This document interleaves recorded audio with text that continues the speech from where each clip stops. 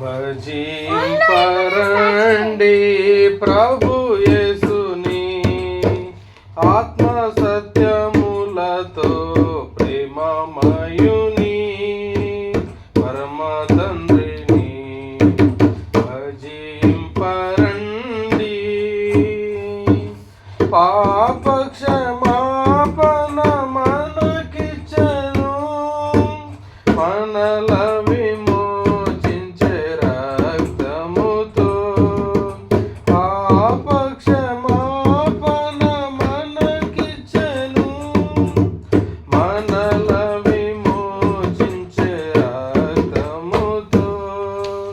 జయము జయము మన ప్రభుకే, జయము జయము మన ప్రభుకే.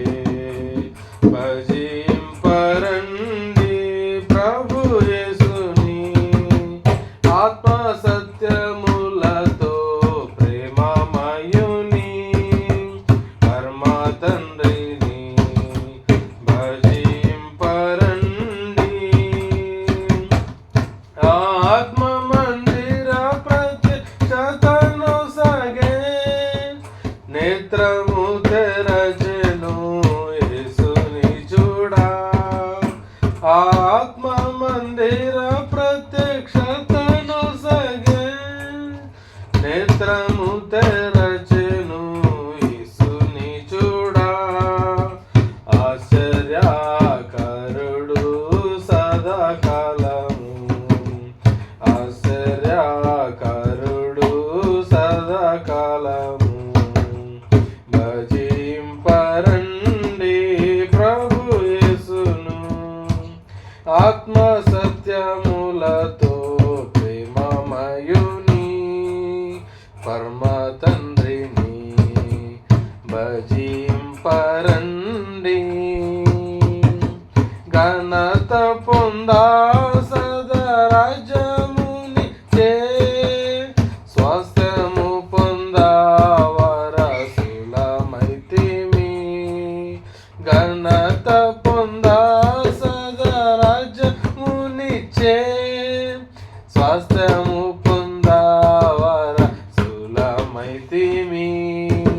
హోసన్నా హోసన్నా విజయునికే, హోసన్నా హోసన్నా విజయునికే. భజింపరండి ప్రభు యేసుని ఆత్మ సత్యములతో ప్రేమమయుని పరమ తండ్రిని భజింపరండి. జగమును జయించే జీవితమునిచ్చే, సిలువ శక్తి చే మనలను కాచెగా. జగమును జయించే జీవితమునిచ్చే, సిలువ శక్తి చే మనలను గాచెగా.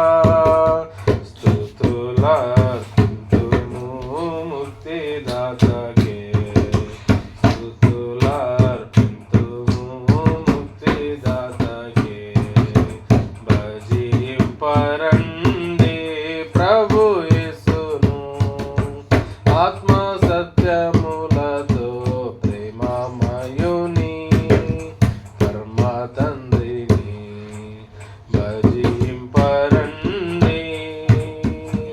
సంగము ప్రభుని తెరా తెరి చూచెగా, సదాకాలమాయనతో నుండనెప్పుడు.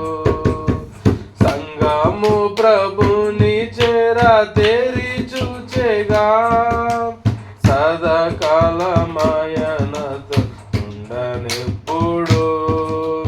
సాగిలా పడెదము సృష్టికర్తకే, సాగిలా పడెదము సృష్టికర్తకే.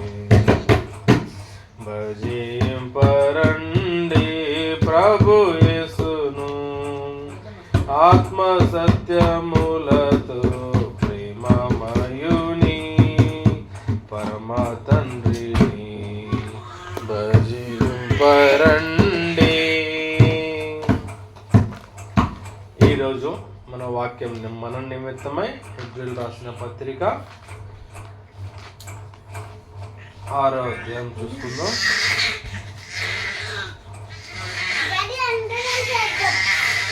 ఓకే, హెబ్రీయులు రాసిన పత్రిక 7వ అధ్యాయం. The book of Hebrews chapter 7. We'll read alternatively. The total chapter contains of 28 verses. మొత్తం 28 వచనాలు ఉన్నాయి. Yeah, I'll show you. Hebrews chapter 7.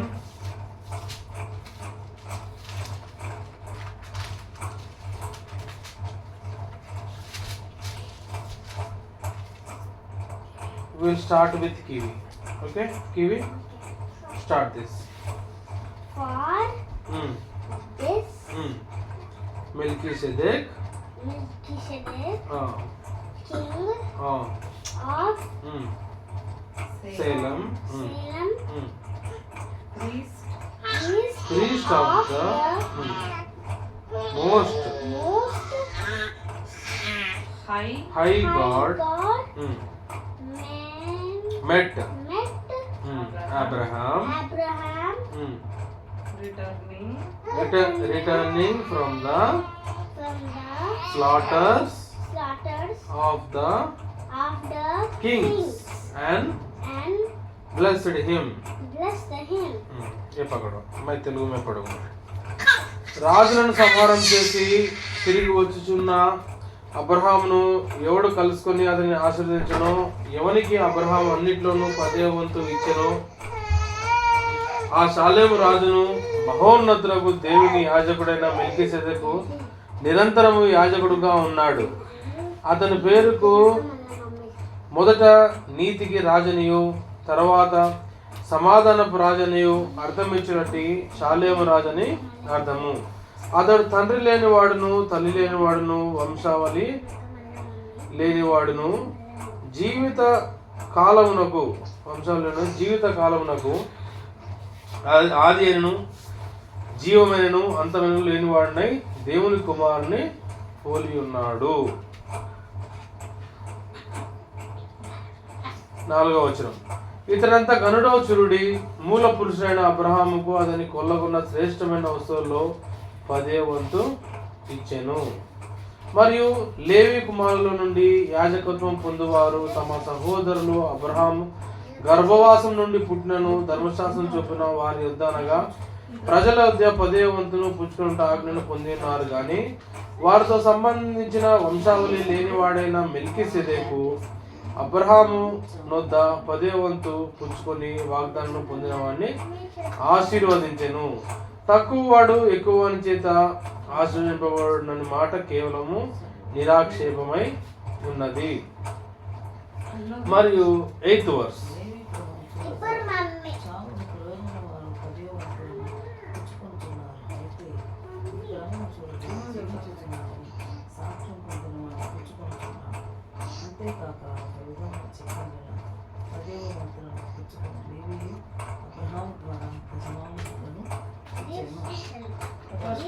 For he was still in the lions of his ancestor when Melchizedek met him. Now if ఆ లేవీలు యాజకులై ఉండగా ప్రజలకు ధర్మశాస్త్రం ఇవ్వబడిన గనుక ఆ యాజకుల వలన సంపూర్ణ సిద్ధి కలిగిన ఎడల అహరోను క్రమంలో చేరిన వాటిని చెప్పబడక మెల్కీసెదెకు క్రమం చొప్పున వేరొక యాజకుడు రావాల్సిన అవసరమేమి? 12. For when there is a change in the priesthood, there is necessarily a change in the law as well. 13 చదువు. 13 చదువు. For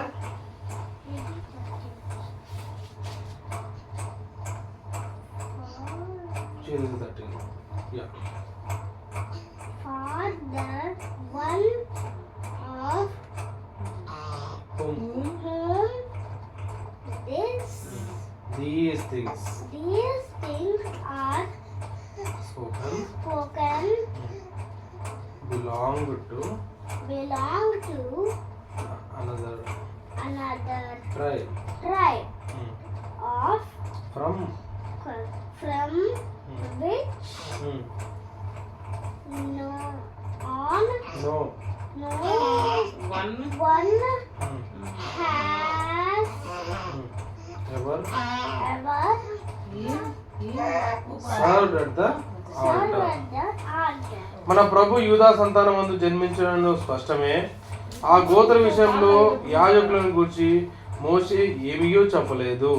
మరియు శరీరానుసారంగా నెరవేర్చబడు ఆజ్ఞగల ధర్మశాస్త్రం బట్టి కాక నాశనం లేని జీవమునకున్న శక్తిని బట్టి నియమింపబడి మెల్కీసెదెకును పోలివాడైన వేరొక యాజకుడు వచ్చి ఉన్నాడు. కావున మేము చెప్పిన సంగతి మరింత విషదమైనది. ఏలనగా నీవు నిరంతరము మెల్కీసెదెకు క్రమం చొప్పున యాజకుడమై ఉన్నావు అని ఆయన విషయమై సాక్ష్యం చెప్పబడెను.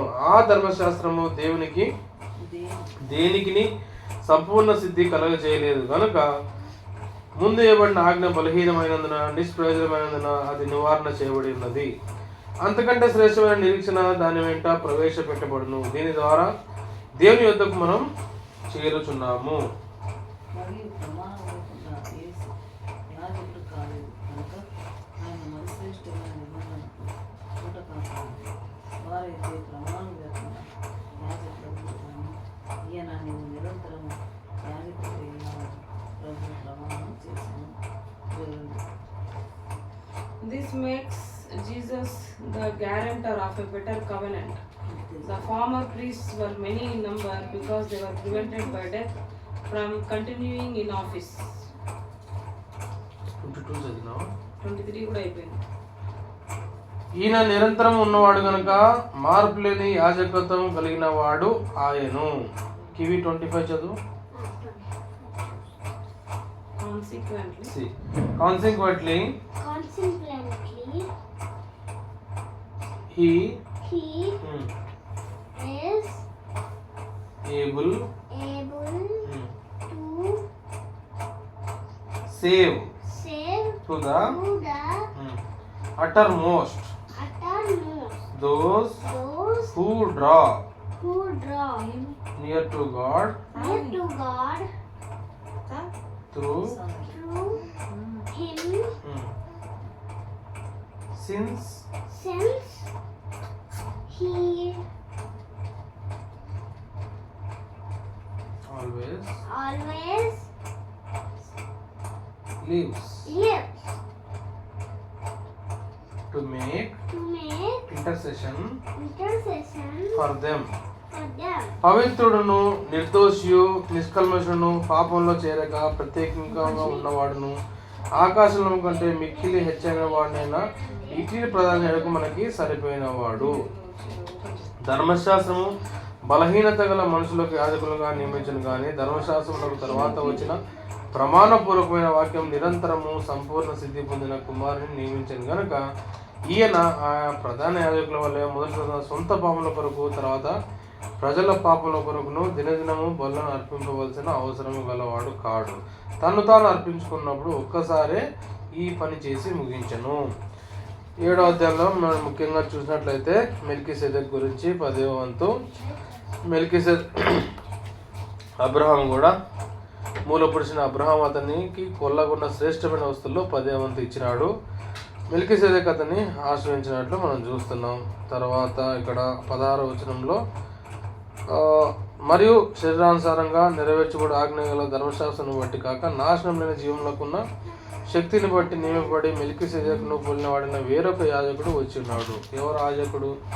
ఆ యాజకుడే మన యేసు ప్రభు కూడా. ఈయన నిరంతరం ఉన్నవాడు కనుక మార్పు లేని యాజకత్వము కలిగిన వాడు. 24వ వచనంలో. తర్వాత 22వ వచనంలో నీవు నిరంతరం యాజకుడు ఉన్నావని ప్రభు ప్రమాణం చేసెను.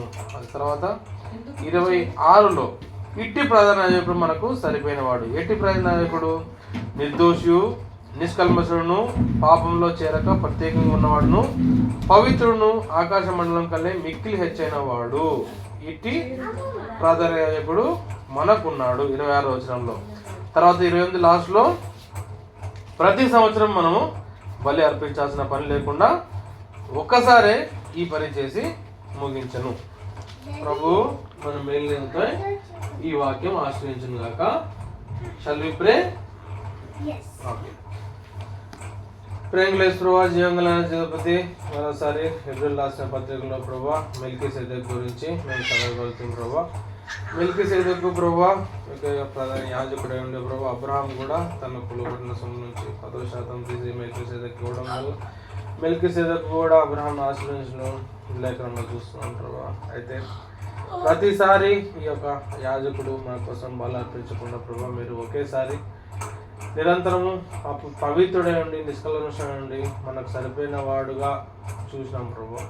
మీరు ఒక్కసారి మృతి పొంది మా పాపాల నిమిత్తమై మా దోషాల నిమిత్తమై మీరు రక్తం కాల్చి మాకు కావాల్సిన ప్రయోజనం మీరు చెల్లించారు ప్రభా. అందుని బట్టి స్తోత్రం చెల్లిస్తూ ప్రభా ఈరోజు అంతా మమ్మల్ని క్షేమంగా కాపాడినారు ప్రభా. రాత్రికాలం కూడా మాకు కావాల్సిన సుఖనిద్ర అనుగ్రహించమని ప్రభా ఈరోజు చేసే పనులంతా మీరు తోడున్నారు ప్రభా. రేపు కూడా మరోసారి మా పనులు వెళ్తుండగా మాతో ఉండి నడిపించమని ఈ బైబిల్ పఠనంలో కూడా మీరు కృప అనుగ్రహించండి ప్రభా. కుటుంబంగా మేము కూర్చొని చదువుకుంటుండగా ఈ యొక్క వాక్యం ద్వారా మాకు కూడా ఆత్మీయ మేలు అనుగ్రహించండి ప్రభా. ఎక్కడైతే చిన్న మందగా కూడి ఉంటారో అక్కడ మీరు ఉంటారని మేము సెలవిస్తున్నారు ప్రభా. మీరు మా మధ్యలో ఉన్నారని నమ్ముతున్నాం ప్రభా. ఈ వాక్యాన్ని బట్టి స్తోత్రం చెల్లిస్తున్నాం ప్రభా. మేము కూడా వాక్యాన్ని హృదయంలో ఉంచుకొని ప్రభు వాటి ప్రకారం అన్వయించుకుంటూ